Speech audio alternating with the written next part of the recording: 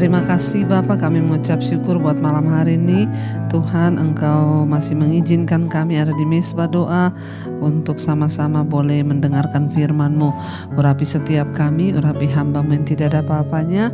Biarlah kami terus membuka hati bagi kebenaran-Mu, dan firman Tuhan akan menguasai hati, pikiran, dan seluruh hidup kami. Di dalam nama Tuhan Yesus kami berucap syukur, kami sambut firman Tuhan. Haleluya. Amin, amin, amin. Iya, shalom saudara, ya, selamat malam. Kita mengucap syukur boleh berjumpa kembali di Mesbah Doa malam hari ini, dan saya percaya kita semua dalam keadaan baik, sehat, dan luar biasa, ya. Puji Tuhan, Tuhan itu baik. Saya akan bacakan dulu sebelumnya kesaksian yang sudah masuk, yang saya yakin akan menguatkan iman kita. Shalom Ibu Debbie, saya pendengar setia Mesbah Doa dan juga Mesbah Syukur. Saya dari Jakarta. Saya mau bersaksi Bu, ya, kejadiannya beberapa waktu yang lalu. Ketika saya lagi berdoa, suami saya pulang dan memanggil-manggil saya. Lalu saya temui suami saya, dia bilang, coba cepat kamu telepon HP saya. Saya tanya, kenapa? Dia berkata, tas saya jatuh. Saya tidak tahu jatuhnya di mana, kata suami saya. Ya, saat itu suami saya bersepeda dan dia membawa tas ditaruh di boncengan sepedanya. Rupanya tas itu jatuh dan suami tidak menyadarinya. Lalu saya mencoba menelpon HP suami. Ya, ada nada sambungnya tetapi tidak diangkat. Lalu saya tanya kepada suami, isi tas itu apa? Ya, kata suami saya, isinya BPKB mobil, wah, surat berharga, ya. KTP, SIM, juga buku tabungan, kartu kredit, kunci rumah, HP, ya. Semua yang berharga saudara. Saat itu Bu, herannya saya tidak panik, saya tidak khawatir. Saya ingat selalu perkataan Ibu Debbie bahwa ya dalam setiap kita menghadapi masalah tetap tenang, berdoa dan percayalah pada Tuhan. Lalu saya katakan kepada suami ya untuk kembali ke jalan yang tadi dilaluinya dengan bersepeda. Dan saya juga berkata sambil berdoa dengan iman, mohon agar Tuhan turut bekerja sehingga tas itu dapat ditemukan kembali. Berdoa terus ya, lalu suami dengan membawa HP lain akhirnya kembali ya naik sepeda menyusuri jalan yang tadi dilewatinya. Saya di rumah menunggu sambil berdoa dan saya perkatakan dengan yakin bahwa Tuhan ya pasti mendengar doa saya. Saya juga mengucap syukur ya bahwa saya bisa terus mengandalkan Tuhan ya, itu saja. Itu yang saya perkatakan terus dalam hati. Segala pikiran-pikiran negatif saya usir di dalam nama Tuhan Yesus. 2 jam kemudian ada telepon masuk ya di HP saya. Jadi tidak berhasil ditemukan oleh suami ya. Ketika mencari di jalan, 2 jam kemudian ada telepon masuk ke HP saya. Lalu saya lihat itu dari nomor HP suami yang hilang. Saya heran juga ada suara bapak-bapak yang menelpon dan mengatakan bahwa ia menemukan tas suami saya. Saya juga bingung bagaimana bapak ini bisa menemukan nomor HP saya.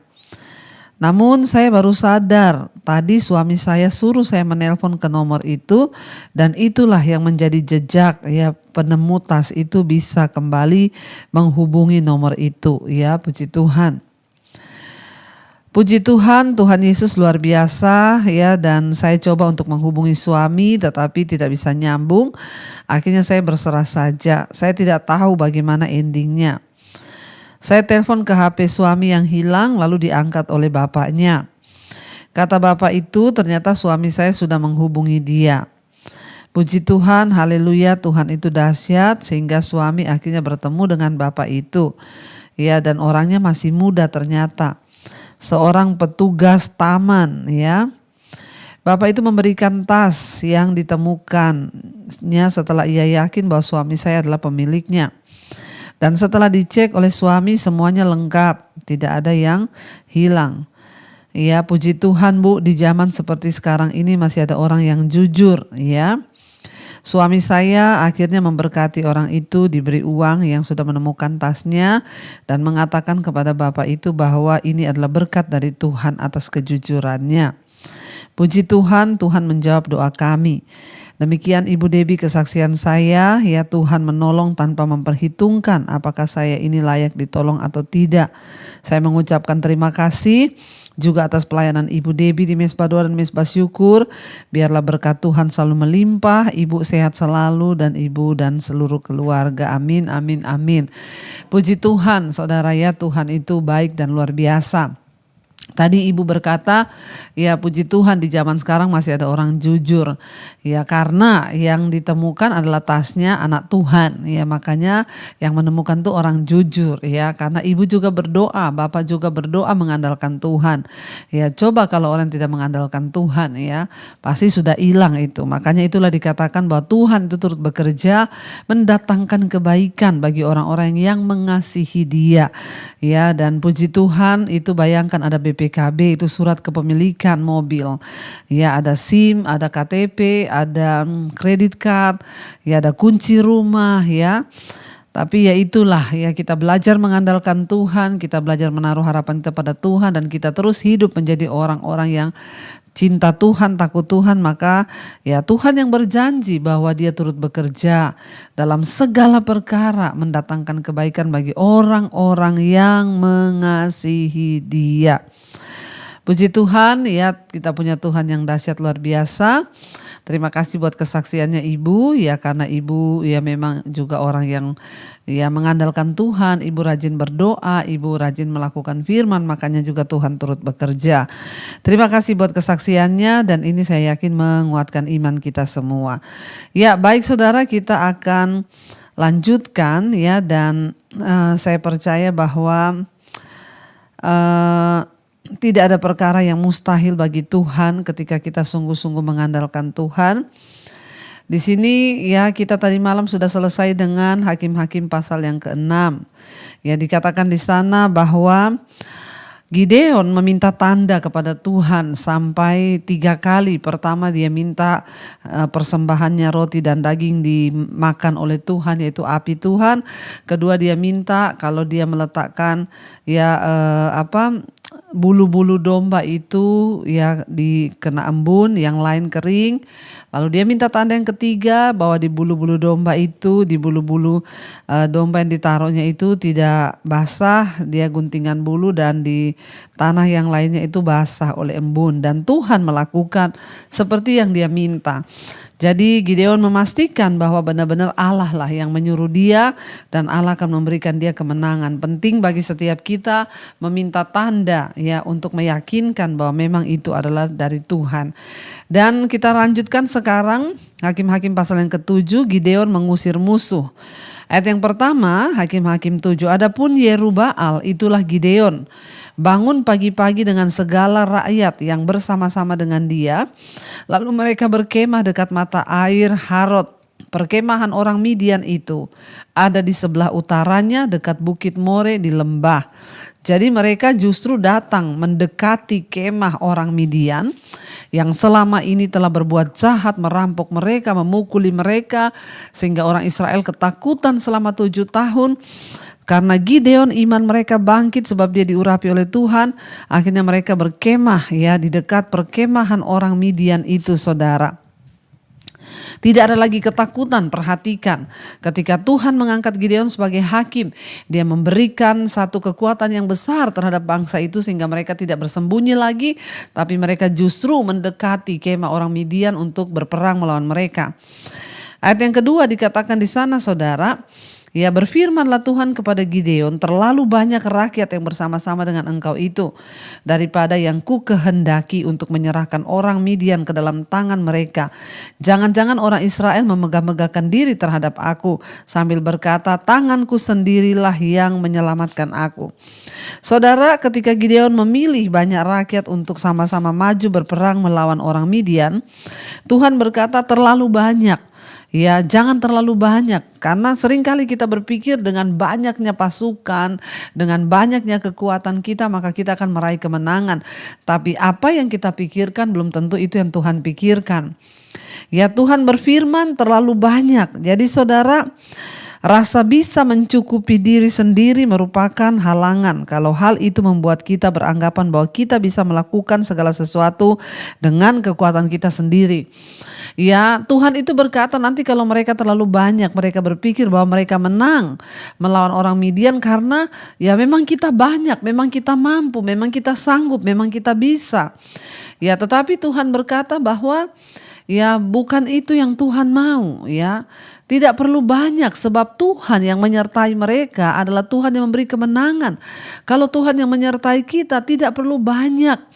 Banyak orang berkata saya nggak bisa usaha Bu, tidak ada modal.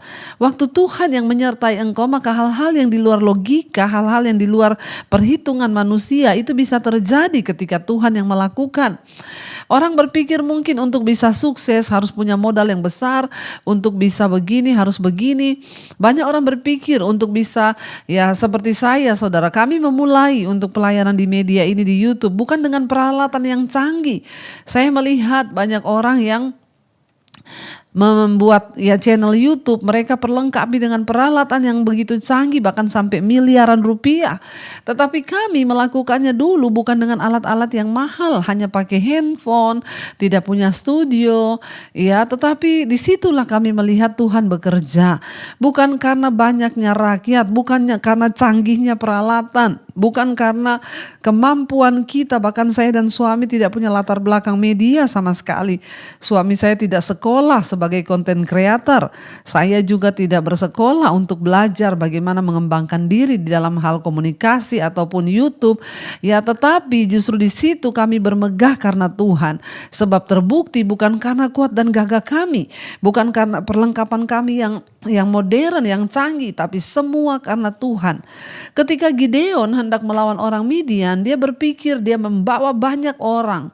Karena dengan kekuatan itu ada rasa kepercayaan diri bahwa dia menang. Wah, saya ini bawa banyak orang, pasti saya bisa menang. Karena saya membawa banyak rakyat dan orang-orang pilihan, orang-orang yang kuat, maka saya akan menang. Tapi Tuhan tahu, ya Tuhan tahu motivasi orang Israel sehingga Tuhan berkata kepada Gideon, terlalu banyak rakyat yang engkau bawa. Sebab ya aku tidak menghendaki terlalu banyak gitu, Tuhan berkata. Ya nanti ya ketika aku menyerahkan orang Midian ke dalam tangan mereka, ke orang Israel, nanti orang Israel akan memegahkan diri dan berkata, karena kekuatan kami, karena memang kami banyak, karena kami mampu, maka orang Midian itu kalah dan mereka tidak memuliakan Tuhan. Saudara, di dalam hidup ini, dalam segala perkara Tuhan tuh mau kita memuliakan Dia. Ya hanya Dia saja, hanya karena Dia. Diberkatilah orang yang mengandalkan Tuhan. Ya hanya karena Tuhan semua yang kita dapat lakukan itu. Jadi rasa bisa, rasa mampu, rasa sanggup, rasa kuat ya terhadap kemampuan diri sendiri itu merupakan halangan ya, dan itu bisa membuat orang beranggapan bahwa dia bisa melakukan ini dan itu semua karena kekuatannya sendiri. Untuk mencegah sikap semacam itu di antara prajurit-prajurit Gideon, Allah mengurangi jumlah mereka. Ya, bayangkan saudara, Tuhan mengurangi jumlah yang dibawa oleh Gideon. Ya, dari jumlah yang begitu banyak, nanti kita lihat di sana Gideon itu membawa 32.000. Ya, sehingga Tuhan menguranginya menjadi 300 orang saja. Ya, dengan pembatasan jumlah yang luar biasa ini tidak diragukan lagi bahwa kemenangan yang mereka peroleh itu berasal dari Allah. Dan manusia tidak bisa mengambil penghormatan itu. Seperti Gideon, kita juga harus menyadari bahayanya saudara. Kalau kita ini berperang, berusaha dengan kekuatan kita sendiri. Dan kita yakin bahwa kita mampu dengan kekuatan kita. Sementara kita lupa bahwa semua itu karena Tuhan. Ya, dan ayat yang ketiga berkata, maka sekarang serukanlah kepada rakyat itu demikian. Siapa yang takut dan gentar, biarlah ia pulang enyah dari pegunungan Gilead. Lalu pulanglah 22.000 orang dari rakyat itu dan tinggallah 10.000 orang. 22.000 pulang karena yang datang itu 32.000. Ketika Gideon bertanya, siapa yang takut dan gentar? Pulang, tidak usah ikut berperang. Mundur saudara ya, yang mundur tidak tanggung-tanggung ya. 22.000 orang ya pulang karena mereka takut dan gentar. Jadi memang saudara ya, barisan yang banyak itu belum tentu menjamin. Maka saya juga berkata, memiliki jemaat yang banyak itu belum tentu semua jemaat itu bertumbuh dan kuat. Ya kita perlu ya benar-benar menguatkan. Ya bayangkan dari 32.000 yang pulang saudara 22.000, dan yang yang berkata bahwa mereka siap berperang itu hanya ya yang tinggal itu ya dikatakan yang pulang 22.000 ya, dan yang tinggal 10.000 orang, berarti 32.000. Tetapi Tuhan berfirman kepada Gideon, masih terlalu banyak rakyat itu. Ya, suruhlah mereka turun minum air, maka aku akan menyaring mereka bagimu di sana. Siapa yang kufirmankan kepadamu, inilah orang yang akan pergi bersama-sama dengan engkau, dialah yang akan pergi bersama-sama dengan engkau. Tetapi barang siapa yang kufirmankan kepadamu, inilah orang yang tidak akan pergi bersama-sama dengan engkau, dialah yang tidak akan pergi bersama-sama dengan engkau. Saudara bisa bayangkan ya, dari 32.000 ya, 22.000 takut dan gentar ya. Bayangkan kalau Gideon maju dengan 32.000 orang, ternyata 22.000 itu takut. Yang tersisa hanya tinggal dikatakan tadi 10.000 orang. Lalu Tuhan berkata masih terlalu banyak ya, dari 32.000 tinggal 10.000. Tuhan bilang lagi masih terlalu banyak ya. Suruh mereka mundur ya. Aku akan menguji mereka dengan caranya Tuhan. Ya, Tuhan berkata kepada Gideon, suruh mereka turun minum air. Ya, maka aku akan menyaring mereka. Dan Tuhan berkata, siapa yang aku bilang pilih untuk pergi, pergi. Tapi siapa yang aku bilang tidak pergi, maka tidak akan pergi. Ayat yang kelima, lalu Gideon menyuruh rakyat itu turun minum air. Dan berfirmanlah Tuhan kepadanya, barang siapa yang menghirup air dengan lidahnya seperti anjing menjilat, haruslah kau kumpulkan tersendiri. Demikian juga semua orang yang berlutut untuk minum. Jumlah orang yang menghirup dengan membawa tangannya ke mulut ada 300 orang. Tetapi yang lain dari rakyat itu semuanya berlutut minum air. Jadi Tuhan berkata, ya di situ ada sungai, suruh mereka minum. Ya lalu mereka turun saudara. 300 orang dari 1.000 orang itu mengambil dengan tangannya air lalu dibawa ke mulut diminum. Sementara yang 700 langsung minum seperti anjing dari sungai itu. Dan Tuhan berkata yang 300 itu ya disendirikan, dan yang 700 itu saudara ya, lalu Tuhan bilang ya 700 itu suruh pulang ya, dan mereka tidak boleh ikut. Ayat 7 berkata, lalu berfirmanlah Tuhan kepada Gideon, dengan ke-300 orang yang menghirup itu akan kuselamatkan kamu, dan aku akan menyerahkan orang Midian ke dalam tanganmu, tetapi orang lain dari rakyat itu semuanya boleh pergi masing-masing ke tempat kediamannya. Jadi Tuhan memilih hanya 300 orang itu saudara. Ya, sebab apa saudara? Ya kita tidak dijelaskan di sini maksud Tuhan kenapa yang minum begini boleh dan yang gini tidak. Tetapi ya banyak ahli-ahli tafsir mengatakan sebab orang yang minum dengan tangannya itu, waktu dia mengambil air, sekalipun dalam keadaan haus, dia mengambil air dengan tangannya itu, ini matanya masih bisa berawas-awas melihat musuh. Artinya apa? Masih ada penguasaan diri, dan dia adalah orang yang berjaga-jaga. Tapi kalau yang langsung minum dari sungai menunduk seperti anjing, itu orang yang lupa diri, dan mereka kebanyakan orang yang tidak berjaga-jaga. Ya, mereka langsung datang minum, gak lihat musuh dari kanan kiri. Ya saudara, untuk berperang Tuhan pun memiliki kriteria. Tuhan pun memilih-milih orang, tidak sembarangan. Ya ada kriteria Tuhan di dalam hidup kita. Ya karena itu ya kita ini perlu sungguh-sungguh mengerti rencana Tuhan. Kita perlu sungguh-sungguh mengerti strategi-strategi Tuhan untuk bisa berperang.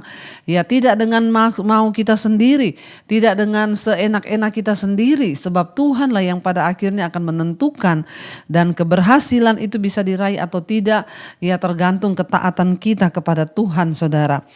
Ya, dan dikatakan di sana saudara, semua yang 300 itu Tuhan bilang akan maju bersama-sama dengan engkau. Merekalah yang akan kupilih untuk menyelamatkan bangsa itu. Yang lain suruh pulang ke kediamannya. Ayat 8. Dari rakyat itu mereka mengambil bekal dan sangkakala. Demikianlah seluruh orang Israel disuruhnya pergi masing-masing ke rumahnya. Tetapi ke-300 orang itu ditahannya. Adapun perkemahan orang Midian ada di bawahnya di lembah. Ayat yang ke-9, pada malam itu berfirmanlah Tuhan kepadanya, bangunlah, turunlah menyerbu perkemahan itu, sebab telah kuserahkan ya itu ke dalam tanganmu.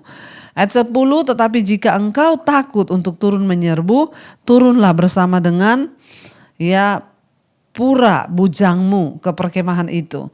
Maka kau dengarlah apa yang akan mereka katakan. Kemudian engkau akan mendapat keberanian untuk turun menyerbu perkemahan itu. Lalu turunlah ia bersama dengan pura bujangnya itu sampai kepada penjagaan terdepan laskar di perkemahan itu. Saudara, untuk menghadapi sangat banyak rintangan, Gideon pun juga masih merasa takut. Dan Tuhan memahami, padahal kalau kita lihat di ayat yang ke-9, Tuhan berkata, malam ini engkau turun, aku telah menyerahkan bangsa itu ke dalam tanganmu. Tetapi kalau engkau takut, turun dulu engkau dengan bujangmu dan lihat dan dengar supaya engkau mendapatkan tanda di sana. Dan Allah memahami ketakutan Gideon, tetapi Allah tidak membebaskan Gideon dari tugasnya. Sebaliknya Allah membiarkan Gideon menyelinap ke dalam kemah musuh dan mendengar percakapan yang memberikan keberanian kepadanya. Saudara, apakah saat ini kita juga sedang menghadapi peperangan melawan musuh-musuh kita secara rohani, secara batinia dan kita tidak pernah percaya bahwa Tuhan itu sanggup melakukan kemenangan. Mungkin karena kelihatannya musuh kita terlalu besar, terlalu kuat. Ingat saudara, Tuhan sudah memberikan kita kuasa yang kita butuhkan di dalam segala situasi. Dan jangan terkejut dengan cara Tuhan menolong kita seperti Gideon. Dia harus mendengarkan Allah dan siap untuk mulai melangkah dan barulah dia memiliki keberanian. Tuhan tahu Gideon ini masih ragu-ragu. Makanya Tuhan bilang, aku sudah menyerahkan orang Midian ke dalam tanganmu. Tapi kalau engkau masih takut, engkau turun dulu dengan bujangmu dengarkan apa pendapat mereka tentang engkau. Saudara, Tuhan itu mengerti perasaan kita, Dia tahu. Mungkin hari ini kita juga sedang mengalami banyak pertempuran, peperangan rohani yang sedang kita alami. Seringkali kita gagal, seringkali kita takut, kita khawatir. Mari kita akui semua itu di hadapan Tuhan. Dan Tuhan itu juga tahu, tapi jangan pernah mundur. Jangan pernah menyerah dalam peperangan, sebab kemenangan itu Tuhan sudah berikan bagi setiap kita. Tuhan memang Maha tahu, Dia Maha mengerti, dan karena itu saudara, jangan biarkan keadaan ketakutan mengalahkan iman kita sehingga kita tidak melihat kemenangan yang dari Tuhan. Kita akan lanjutkan besok dan biarlah malam ini kita mau merenungkan firman ini. Kita percaya bahwa Tuhan yang kita sembah, Tuhan yang sanggup memberikan kemenangan. Mari kita tundukkan kepala dan kita akan renungkan firman ini. Terima kasih Bapa, kami tahu dan percaya bahwa Engkau Tuhan yang mendahului kami dalam setiap pertempuran iman kami. Bahwa Engkau Tuhan yang sanggup memberikan kami kemenangan. Bahwa Engkau Tuhan yang mengerti keadaan kami. Bahkan Engkau mengerti kekhawatiran kami. Bahkan Engkau mengerti ketakutan kami Tuhan. Karena itu Bapa, kami mau sungguh-sungguh percaya bahwa Engkau Tuhan satu-satunya Allah yang sanggup memberikan kami kekuatan. Jangan biarkan kami lemah, jangan biarkan kami takut Tuhan, tapi biarkan kami percaya kepada Tuhan. Hari ini kami angkat iman kami. Kami mau taklukkan segala musuh-musuh kami. Mungkin itu dosa-dosa yang masih mengikat kami. Kenajisan, percabulan, homoseksual, lesbian, perselingkuhan, narkoba, minuman keras, obat-obatan terlarang, rokok, judi, ketakutan, kekhawatiran, kepahitan, amarah, kekecewaan. Kami taklukkan semua itu musuh-musuh rohani kami, karena Tuhanlah yang memberikan kami kemenangan. Kami mau maju berperang bersama dengan Tuhan. Demikian juga dengan segala sakit penyakit kami. Kami tidak mau kalah Tuhan. Engkau memberikan kami iman percaya. Mari saudara letakkan tanganmu di bagian yang sakit dan perkatakan, aku percaya Tuhan sanggup menyembuhkan. Demikian juga Bapak untuk setiap kami yang adalah masalah keuangan, hutang piutang, Tuhan turut bekerja memberikan kemenangan. Yang mau menjual aset, Tuhan pertemukan dengan yang terbaik. Engkau memberkati juga setiap mereka yang rindu punya keturunan, bukakan kandungan yang tertutup di dalam nama Yesus. Yang merindukan pemulihan dalam rumah tangga, Tuhan turut bekerja mendatangkan kebaikan. Hamba berdoa Tuhan untuk setiap mereka yang membutuhkan pekerjaan, mencari pekerjaan, Tuhan pertemukan yang terbaik. Ajar kami merendahkan hati di hadapan Tuhan, tunduk dan taat kepada kebenaran-Mu, agar kami melihat perubahan di hidup kami sebab Tuhan berperang bagi kami. Engkau memberkati Tuhan bangsa dan negara kami Indonesia dari Sabang sampai Merauke. Hujan pertobatan tercurah atas rakyat Indonesia. Semua bertobat, berbalik meninggalkan dosa dan kembali kepada jalan kebenaran. Berkati Bapak Presiden Jokowi, wakilnya, jajaran-jajaran pejabat yang ada di atas bangsa ini, lembaga-lembaga yang ada, kepala-kepala daerah, TNI, Polri, Tuhan perpajakan, semuanya Tuhan turut bekerja, bersihkan bangsa ini, agar kebenaran, keadilan ada di atas bangsa kami, supaya Indonesia menjadi bangsa yang dibenarkan, sebab kebenaran itu meninggikan derajat bangsa, tapi dosa itu membuat bangsa ini Tuhan menjadi kelam. Berkati juga Bapak semua bangsa-bangsa di 5 benua, Asia, Afrika, Amerika, Eropa, Australia, negara-negara yang ada di dalamnya. Tuhan memberkati. Terima kasih buat semua anugerah yang terbaik atas hidup kami. Mari saudara buka hati dan tanganmu, karena itu terimalah kiranya berkat dari Allah Bapa, cinta kasih Tuhan Yesus Kristus, penyertaan Allah Roh Kudus yang menyertai engkau mulai hari ini, bahkan sampai kali yang kedua Tuhan Yesus datang menjemput kita. Nama kita tercatat dalam kitab kehidupan. Dalam nama Tuhan Yesus yang percaya diberkati Tuhan, katakan bersama, amin, amin, amin. Tuhan Yesus memberkati. Shalom dan Immanuel saudara.